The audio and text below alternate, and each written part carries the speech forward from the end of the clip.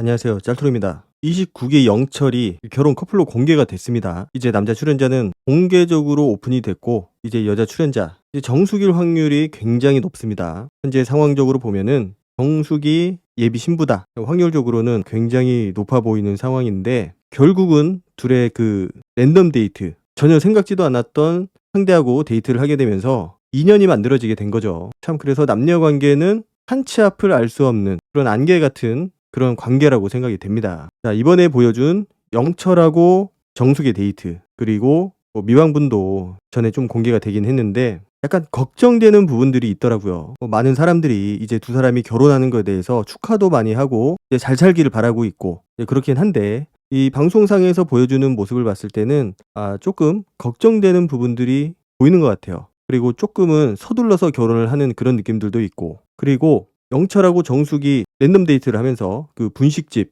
영철이 다시 오겠다고 약속하겠다고 그렇게 얘기를 했었는데 아직 안 왔다라는 얘기가 있더라고요. 만약에 그게 사실이라고 하면은 이게 좀 많이 걱정이 되는 굉장히 실망스러운 모습이라고 생각이 되고, 플러스해서 걱정도 많이 됩니다. 영철이 지금까지 했었던 약속 하나도 지키지 않게 된 거예요. 지난번 영숙하고 아침에 조깅하기로 했던 거, 아침 9시에 만나서 같이 뛰기로 했던 거, 그 약속도 본인이 잊어버렸어요. 그래서 둘의 약속이 깨져버리게 됐고, 그리고 이번에 정숙하고 다시 한번 그 분식집에 가서 팔아주기로 한 거, 인사를 갈 거라고 당연히 다들 생각을 했을 텐데 안 갔다라고 하면은 본인이 했던 말을 단 하나도 지키지 않은 그런 상황이 되는 겁니다. 그래서 이런 발언들 뿐만 아니고 본인이 바람도 폈었다라는 발언들, 그리고 성형수술 이야기까지 좀 걱정되는 부분들이 많아서 오늘은 그 부분에 대해서 한번 얘기를 해보도록 하겠습니다. 자, 둘의 데이트, 정숙이 먼저 물어봅니다. 여자가 맞벌이 해도 상관없죠. 왜냐면 영철은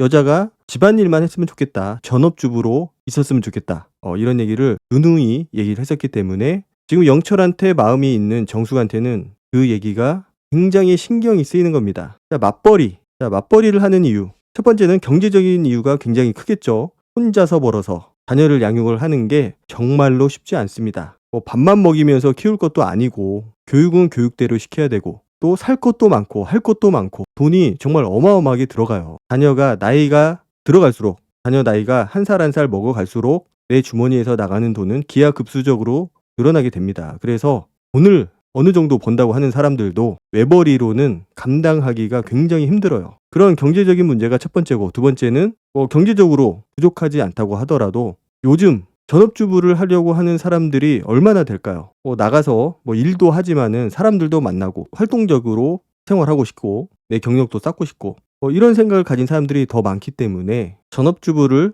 조금은 꺼려하게 되죠. 그래서 영철은 상관은 없지만은 본인도 정숙의 아버님처럼 그렇게 인터뷰를 했다고, 본인도 사전 인터뷰에서 어쩔 수 없는 상황이면은 맞벌이를 해야 되겠지만은 가급적이면은 본인이 돈을 벌고 와이프가 집안일을 했으면 좋겠다, 이런 의사를 충분히 밝혔기 때문에 아마도 그 생각이 바뀌기는 쉽지 않을 거라고 생각을 해요. 그리고 본인이 생각하는 그 어쩔 수 없는 상황이라는 거는 아마도 경제적인 부분이 되지 않을까. 그리고 영철은 그 와이프가 집안일만 했으면 좋겠다라는 거는 아이를 키우는 게 얼마나 힘든 일인지 본인이 알기 때문에, 그래서 밖에서 일을 하지 말고 집안일만 하면서 그래도 부담을 덜었으면 좋겠다, 이런 의도라고 얘기를 합니다. 글쎄요, 전업주부가 힘들까요? 아니면은 워킹맘이 힘들까요? 사람마다 조금 다를 수 있지만은 제 경험상 전업주부가 훨씬 더 힘듭니다. 정신적으로도 힘들고 육체적으로도 힘들고 뭔가 본인의 스트레스, 억눌려 있는 감정을 풀 곳이 없어요. 보통은 그 일을 하는 워킹맘들은 밖에 나가서 일을 하는 그 시간만큼은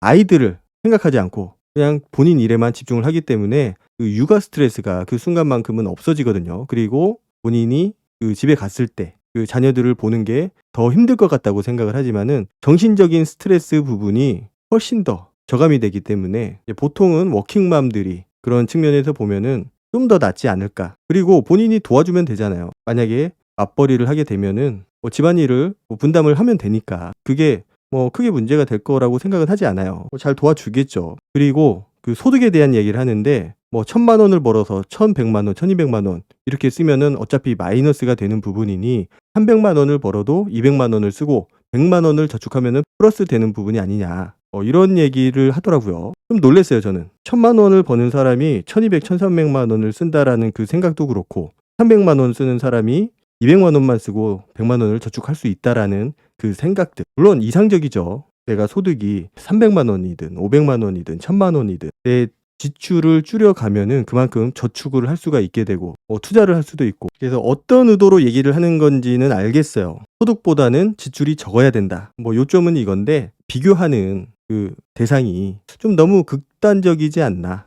이런 생각이 좀 들었습니다. 300만 원 벌면서 200만 원을 쓰고 100만 원을 저축하면서 행복하게 산다. 쉽지 않다고 생각을 합니다. 너무 이상적이라고 생각을 해요, 저는. 그 얘기를 할 때 정숙의 표정이 좀 기가 막힌 표정이거든요. 이거를 어떻게 받아들여야 되나? 이게 맞나? 약간 실수 같기도 하고 굉장히 황당해하는 그런 웃음을 짓습니다. 그러면서 본인이 조금 더 밖에서 고생을 해서 더 좋은 환경으로 바꿔주는 게 그 본인의 역할이다. 말은 뭔가 맞는 말 같은데 사실 하나하나 따져보면은 너무나 이상적인 전혀 현실성 없는 그런 얘기라고 생각이 돼요. 그리고 본인이 1억을 벌면은 5천만 원은 와이프 거라고 생각을 한다. 자, 저 말이 어떻게 들릴지는 모르겠습니다. 듣는 사람마다 받아들이는 게 좀 다를 거라고 생각은 하는데 금액을 너무 높게 잡았어요.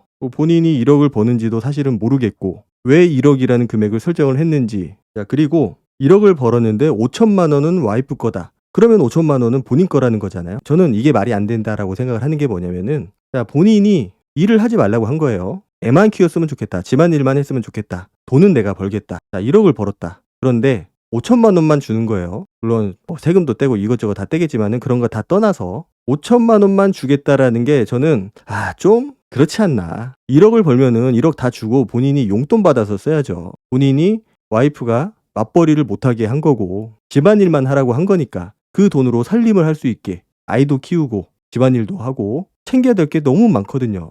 연봉 1억이라고 해봤자 매달 들어오는 게 600만 원 조금 넘는 수준일 것 같은데 그중에서 300만 원 넘는 그 돈만 주겠다. 저는 다 줘야 된다고 생각을 해요. 본인이 진짜로 와이프를 밖에서 돈을 못 벌게 하고 집안일만 하게 하고 살림만 하게 했으면은 다 줘야 된다고 봅니다. 그게 맞죠. 그렇게 해도 애가 생기고 자녀를 키우면서 생활비를 쓰게 되면은 남는 게 없거든요, 사실상. 그래서 5천을 내가 가져가겠다 이런 생각을 버리고 나는 최소한의 용돈만 받아서 쓰겠다. 이래야 자녀도 키우고 생활비도 쓰고 대출도 갚고 저축도 하고 투자도 하고 집도 사고 그렇게 하겠죠. 그리고 실제로 저 상황이 돼봐야 안다. 5천을 주겠다가 아니고 사실은 그냥 통장 자체를 넘기고 생활권 자체를 와이프한테 주겠다 라고 말하는 게 맞지 않을까라는 생각이 좀 들었습니다. 자, 그리고 정숙은 본인이 확신할 수 있다고, 본인이 바람 안 피울 거라는 것. 사람 일은 모른다고 하지만 자기는 바람 피울 생각이 없다. 전혀. 약간 생뚱맞은 이야기인데 사실 바람을 피울 때 결혼을 할 때부터 내가 바람을 피우겠다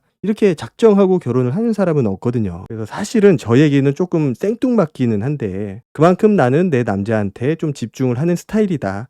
이런 얘기를 하고 싶었던 거라고 생각을 합니다. 바람을 핀다라는 거는 한 사람의 영혼을 망치는 일이고 배신하는 일이다. 맞는 말이죠. 그런 얘기를 하니까 영철이 뭔가 좀 뜨끔했는지 저는 본인이 어렸을 때는 솔직히 바람도 펴봤었다라고 얘기를 합니다. 저 얘기를 저렇게 당당하게 얘기를 하는 사람은 처음 봤어요, 진짜. 그것도 방송상에서. 그것도 아무런 죄의식 없이 웃으면서. 그래서 자신이 어렸을 때 바람을 펴봤기 때문에 정확히 알고 있다. 한 사람의 영혼이 진짜 작살이 난다라는 걸 알고 있다. 이렇게 얘기를 합니다. 자, 저 얘기를 저렇게 쉽게 할 수가 있나? 라는 생각이 좀 들면서 아무리 그게 옛날 이야기라고 하지만은 그 어렸다라는 게 몇 살이나 어렸을 때 벌어진 일인지는 모르겠어요. 저거는 사실 저는 솔직한 게 아니라고 생각을 해요. 저거는 솔직한 게 아니죠. 있었던 사실을 다 말한다고 해서 내가 솔직한 게 아니거든요. 사실 저기서 정숙이 그 부분에 대해서 한 번쯤 좀 고민을 해볼 필요도 있지 않았을까. 바람을 피는 사람도 있고 안 피는 사람도 있겠죠. 그리고 어렸을 때 바람을 폈다라는 거는 당연히 결혼을 해서 바람을 폈다라는 건 아니고 본인이 여자친구를 사귈 때 다른 여자를 만나봤다, 사귀어봤다 이런 의미일 텐데 자, 저 바람을 한 번만 펴봤는지 2번인지 3번인지 그것도 지금 모르고 있는 상황이잖아요. 상습적일 수도 있고 물론 아닐 수도 있고 그러니까 지금은 저렇게 지나간 일이라고 해서 웃으면서 얘기를 하고 있지만은 저게 그냥 마냥 웃으면서 지나갈 일만은 아니라는 겁니다. 그래서 그 한 사람의 영혼을 망치는 일이기 때문에 그래서 자기도 안 한다. 그러니까 정숙이 그거를 또 굉장히 좋게 보더라고요. 해볼 거 다 해봤으니까 지금은 안 하는 거네. 그러니까 정숙은 남자가 하는 얘기를 그냥 밑도 끝도 없이 다 믿는 스타일인 것 같아요. 게다가 지금 영철한테 너무 빠져있다 보니까 다 좋게 보이는 겁니다. 그럼 객관적인 눈을 잃은 상태예요. 그 바람을 폈다라는 거, 어떤 상황에서 어떤 식으로 바람을 폈는지 이것도 중요한 부분이고, 몇 번이나 했었는지 이것도 중요한 부분이고, 가장 중요한 거는 바람을 펴봤다라는 거. 뭐 바람을 안 핀 사람은 있지만은 한 번만 핀 사람은 없다라는 말이 있을 정도로 이 바람이라는 게 이 한 번 피고 끝나는 경우가 거의 없거든요, 사실은. 약간 이게 도파민이 분비가 되는 것 같아요. 뭐 그렇다라고 해서 한 번 바람 핀 사람이 뭐 평생 동안 바람을 핀다, 이거는 아니에요. 당연히 그거는 아니지만은 그래도 그거를 그냥 마냥 좋게 보고 그냥 넘어갈 일은 아닐 것 같은데, 정숙은 너무나 해맑게 다 좋게 보더라고요. 자, 그리고 둘이의 데이트. 소고기를 먹죠. 소고기를 먹는데 질문을 하나 합니다.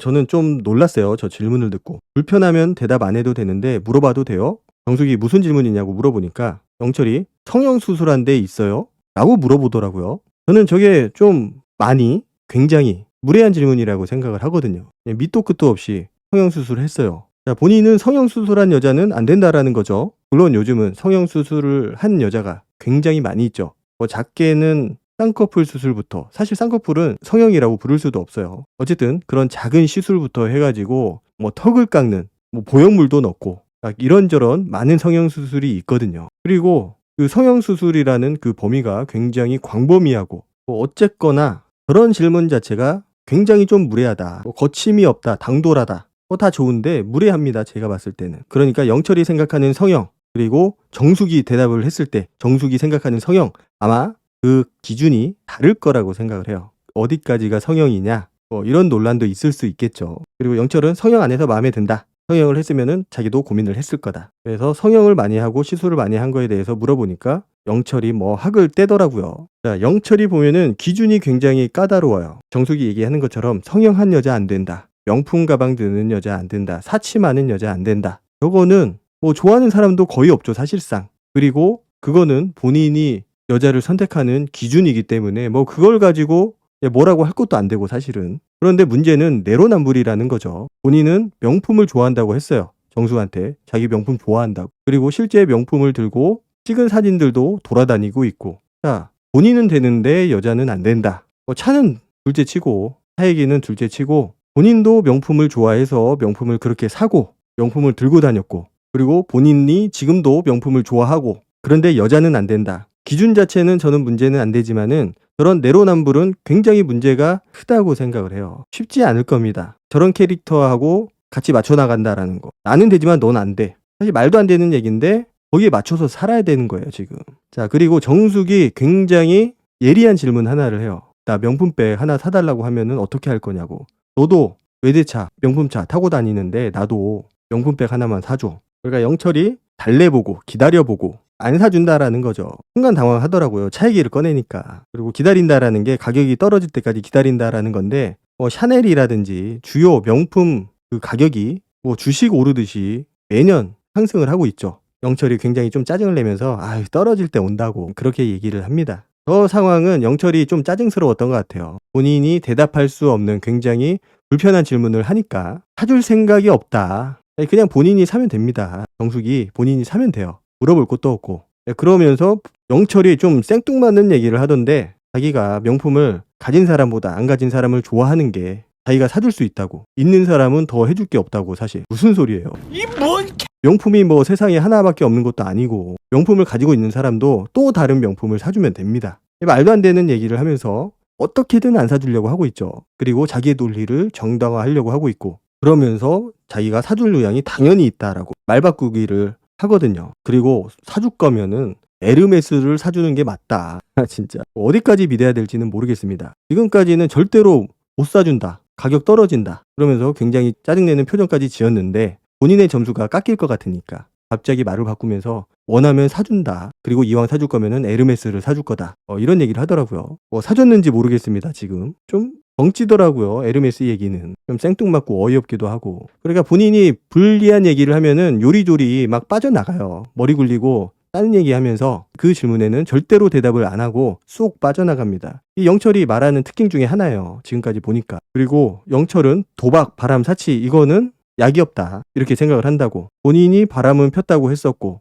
명품 좋아하고 명품을 샀었고, 두 가지는 해당되는 거 아닌가 그런 생각이 들더라고요. 제가 누누이 얘기하지만 영철은 말로써 본인이 굉장히 멋있어 하고 싶어 하는 그런 스타일이에요. 굉장히 생각이 깊은 모습으로 보이고 싶어 하고 굉장히 자신만의 기준이 서 있는 사람처럼 보이고 싶어 하고 실제는 어떤지 모르죠. 그렇지만은 본인이 했던 약속을 지금까지 지키지 않았기 때문에 그 신뢰가 가지 않는 그런 상황이라고 생각이 됩니다. 그런데 중요한 거는 정숙이 지금 영철한테 완전히 빠져 있다라는 거. 그냥 정상적인 그런 상태에서 빠지지 않는 상태에서 봤다라고 하면은 충분히 객관적으로 볼 수 있는 것들이 많이 있었다라고 보여지거든요. 허점도 굉장히 많고 말하는 것들에. 그런데 눈에 콩깍지가 씌어가지고 다 좋게 보이는 거예요. 바람핀 거 얘기하는 것도 그렇고 명품 얘기하는 것도 그렇고 뭐 1억 중에 5천만 원 준다고 한 것도 그렇고 실제로 지금 1억을 벌면서 5천만 원을 주겠다라고 한 게 아니고 예시를 든 겁니다. 예시. 그리고 실제로 그 반띵을 할지는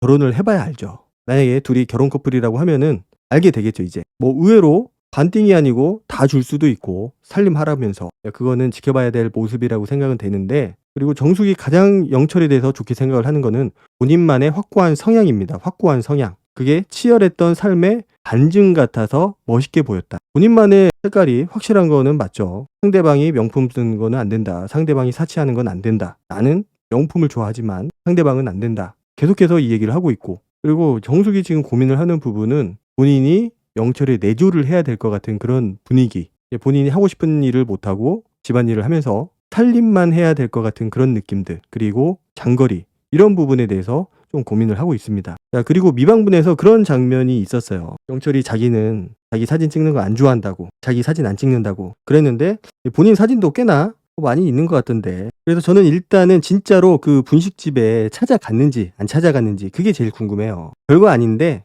그게 영철이 본인의 하는 말을 지키는 사람인지 아니면은 그냥 말만 내뱉고 끝나는 사람인지 이거를 우리가 볼 수 있는 중요한 부분이라고 생각을 하기 때문에 말은 누구나 다 할 수 있습니다. 멋있게 할 수 있어요. 사실 말만 한다면은 저것보다 더 멋있는 말을 할 수 있겠죠. 그런데 가장 중요한 거는 그 내가 뱉은 말을 행동으로 옮기는 거 그게 제일 중요하다고 생각을 해요. 그리고 본인이 바람폈던 얘기를 아무 꺼리낌 없이 했던 부분 뭐 과거에 했었던 일이니까 그렇게 할 수 있는 거 아니냐 얘기할 수 있는 거 아니냐 저는 아니라고 생각을 하거든요. 뭐 언젠가 둘이 대화를 나누면서 그 부분에 대해서 얘기를 할 수는 있겠죠. 이런 적이 있었다 이런 경험이 있었다 얘기를 할 수는 있겠지만은 저렇게 아무 일 아니라는 듯이 그냥 툭 내뱉는 것처럼 얘기하는 거는 아닌 것 같다라는 생각이 들었거든요. 저는. 그리고 본인이 제일 참을 수 없는 거 사치 그리고 바람피는 거 글쎄 이걸 어떻게 설명을 해야 될지는 모르겠습니다. 어쨌든 가장 중요한 거는 정숙의 마음이죠. 저런 거를 다 받아들이고 인내하고 이겨내겠다. 그리고 영철한테 꽂혀 있다. 이게 가장 중요한 게 아닐까 정숙한테는. 그리고 영철도 뭐 지금까지는 뭐 작은 일이기 때문에 뭐 약속을 본의 아니게 못 지켰을 수도 있지만은 뭐 이제 결혼을 하게 되니까 뭐 그게 정숙인지 누구인지는 조금 더 봐야 되겠죠. 90% 이상 누군지는 나왔다라고 생각은 되지만은 어쨌든 뭐 결혼을 해서 진짜 멋있게 변하는 사람도 많이 있기 때문에 잘 살 거라고 생각이 됩니다. 오늘 영상은 여기까지 하도록 하고 다음 영상으로 찾아뵙도록 하겠습니다. 감사합니다.